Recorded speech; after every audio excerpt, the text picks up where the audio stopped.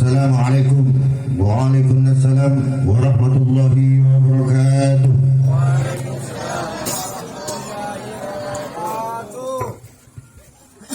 Alhamdulillahi rabbil alamin.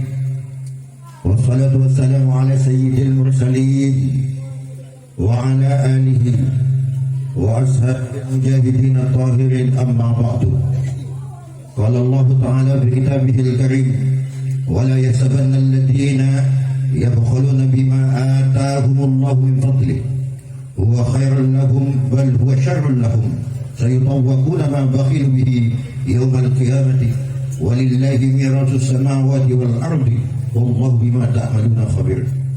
Yang kami muliakan segenap para asatid, para kiai, para sepuh, segenap para jemaah yang hadir pada majelis Nurul Hidayah yang kita cintai ini, mudah-mudahan kita semua selalu diberi kesehatan oleh Allah Subhanahu wa Ta'ala, sehingga kita dapat senantiasa melaksanakan kegiatan kita yang itu dalam rangka ingin bertakarrub kepada Allah Subhanahu wa Ta'ala. Ya, alhamdulillah, pada malam hari ini tiba gilirannya Bapak Miski atau Bu Mutina. Miski itu dari fi'il masaka yang misikumiskan, disambung dengan ya mutakalim wahdah menjadi miski, artinya peganganku. Ya, pegangan Bu Mutina maksudnya.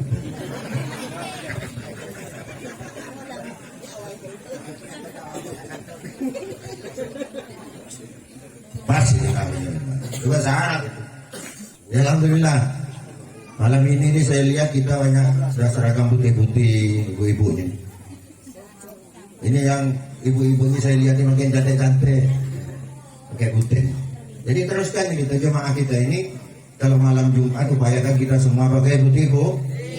Karena putih itu adalah suci. Semoga Allah mensucikan kita lahir dan batin.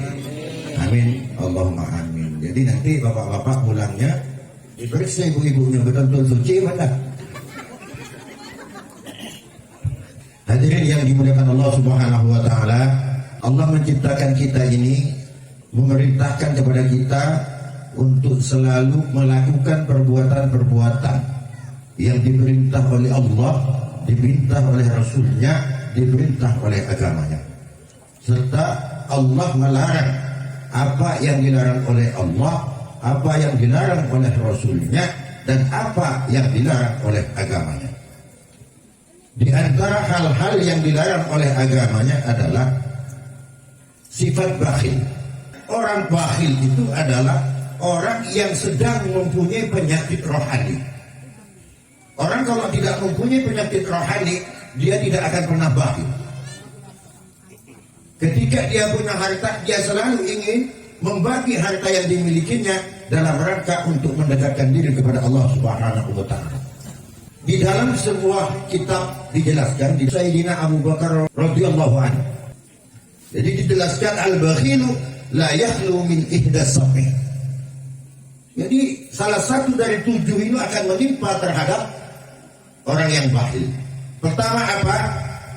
Imma ayyamuta fayarisuhu may yabdhulu ma lahu wa yunfiquhu li ghairi ma amara Allah Ta'ala.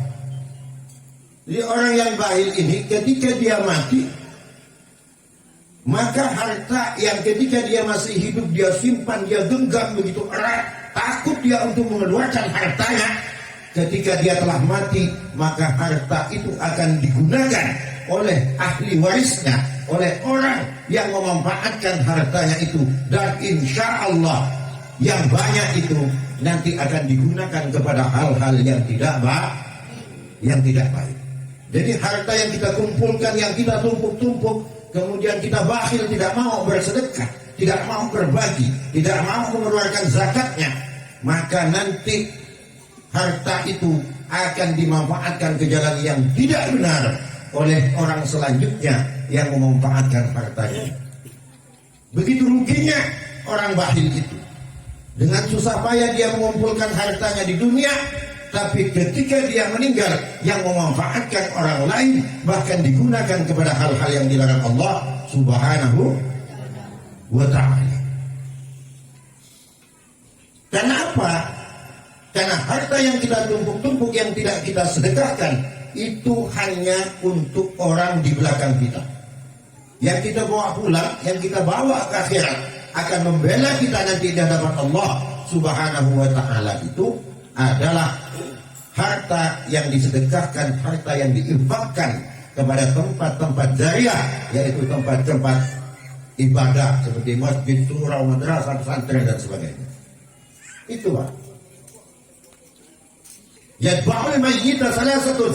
Ketika orang meninggal, kata Rasulullah, ada 3 perkara yang akan ikut ketika ada orang meninggal. Yarji'us nani wa yabqa wahidun. 2 dia akan kembali pulang ke rumahnya, wa yabqa wahidun, dan 1 dia akan tetap ikut masuk ke dalam kuburan. Fayarji'u ahluhu wa maluhu.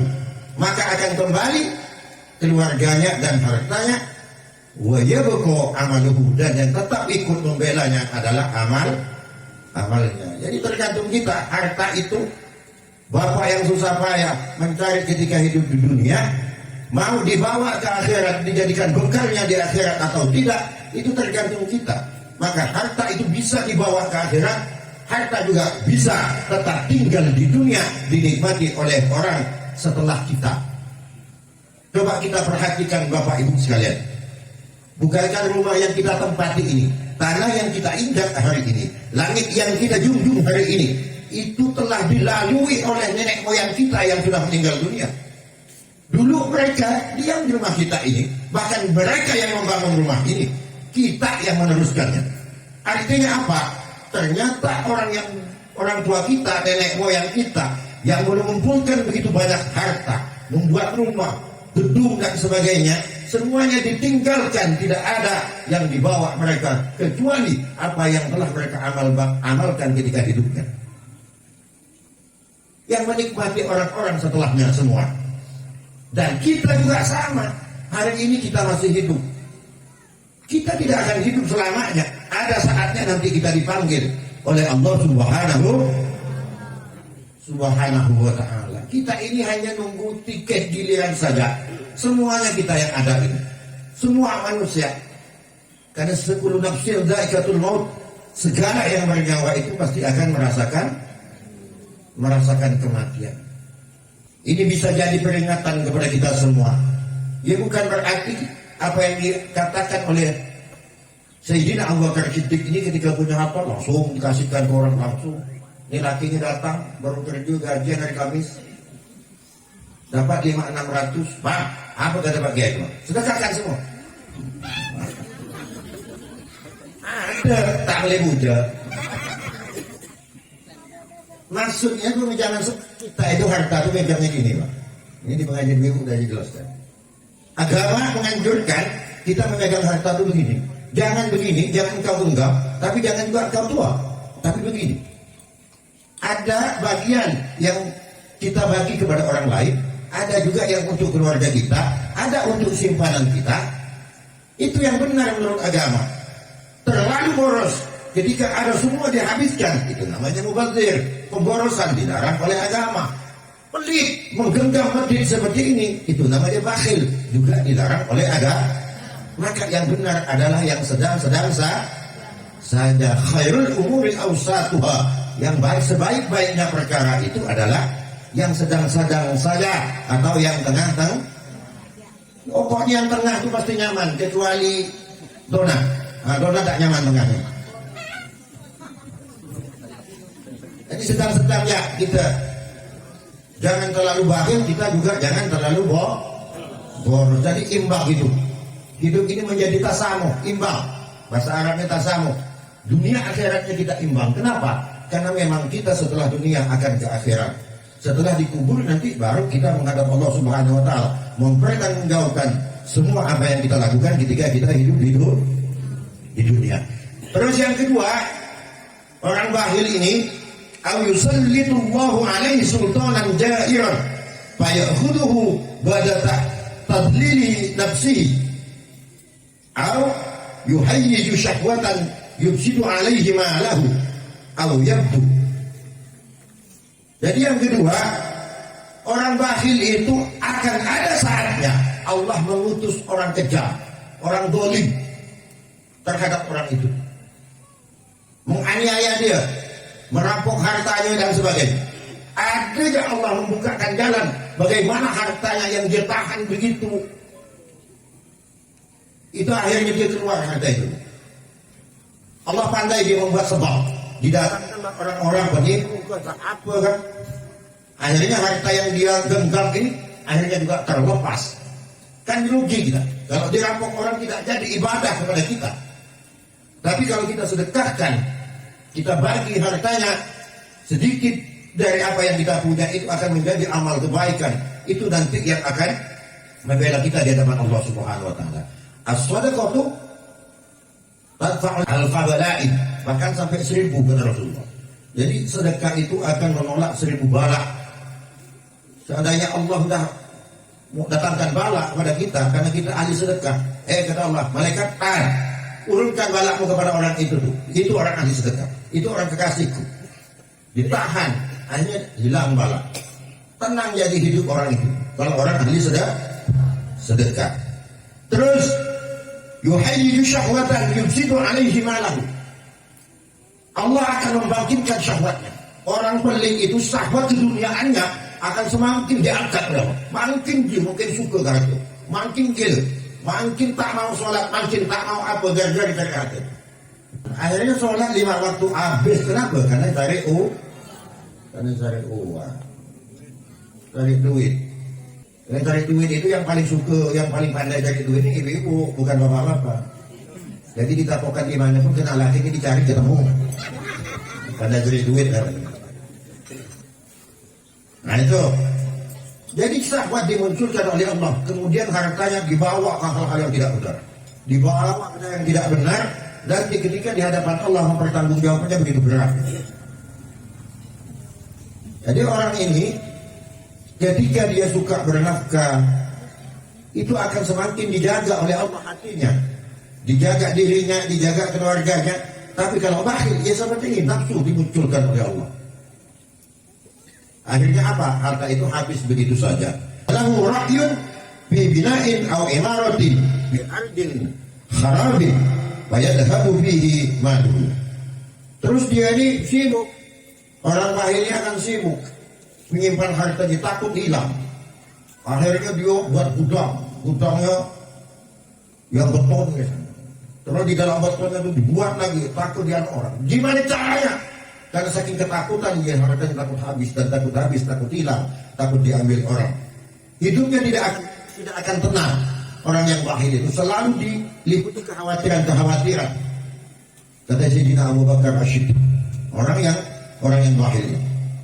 Terus ayusimu lahu nubbatun min nubbatid dunia, dia itu akan ditimpa oleh ketakutan tentang dunia ini.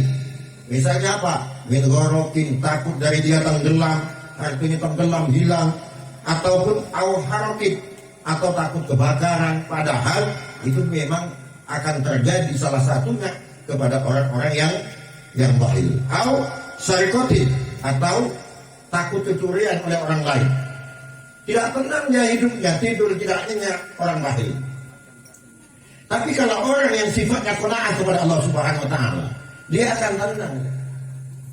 Kalau pun ditimpa musibah, kehilangan dan sebagainya, udah semua milik Allah, dari Allah, dan akan kembali kepada Allah. Dan insya Allah oleh Allah akan diganti yang lebih baik. Tetapi kalau orang yang bakhil, ketika dia kehilangan, dia akan sibuk dan ribut.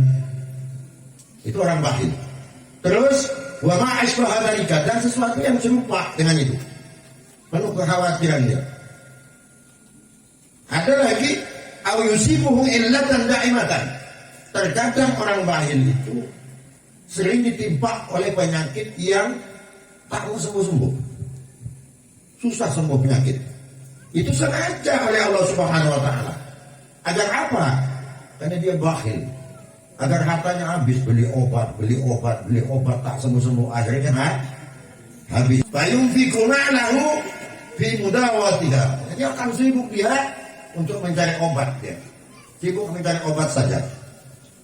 Akhirnya hartanya habis. Awid panuhu fi mautin minal mawadi bayan sahu fala yajibu. Atau ada juga orang bakhil ini nanti akan ditimpa musibah, dia naruh hartanya entah di mana, entah nyimpan ke siapa, lupa dia, dilupakan oleh Allah Subhanahu wa taala. Dilupakan dengan hartanya, akhirnya bingung dia kemana. Tak salah di sini, tak salah di sini, tak ketemu.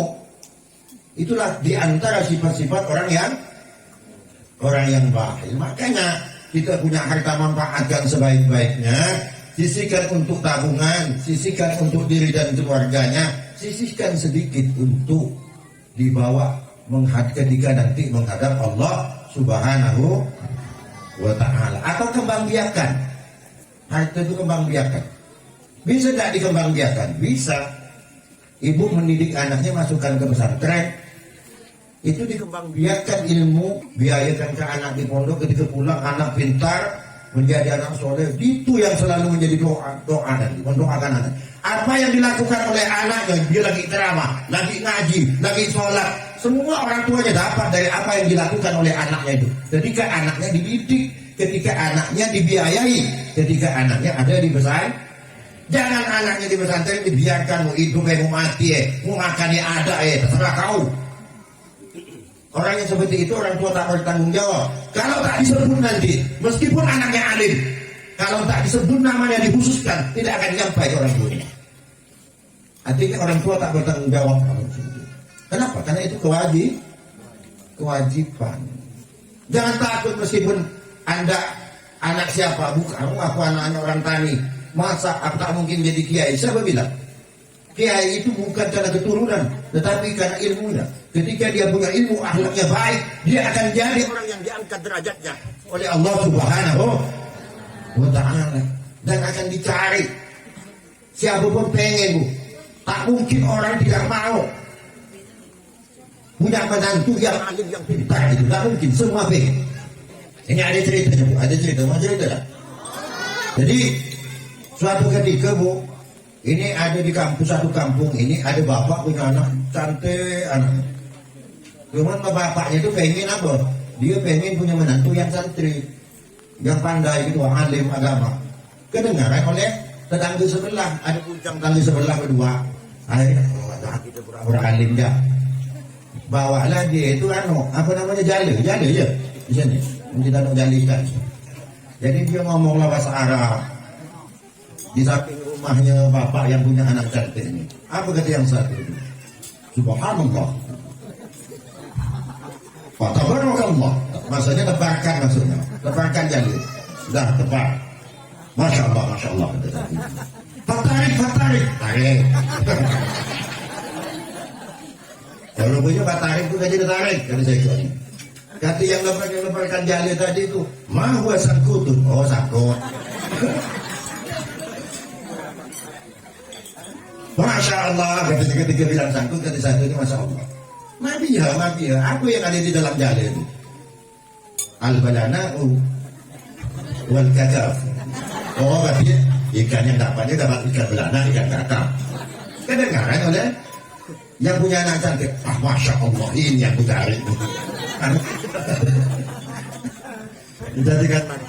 Jadikan bantu. Jadi bakhil, mari kita semua mudah-mudahan dihindarkan oleh Allah dari sifat bakhil ini, menjadi orang yang dermawan, dan kita semua Majelis Nurul Hidayah ini menjadi orang yang dicintai oleh Allah, dicintai oleh Rasulnya, dapat menjalankan perintah agamanya. Amin amin ya rabbal alamin. Ihdinas siratal mustaqim. Wassalamualaikum warahmatullahi wabarakatuh.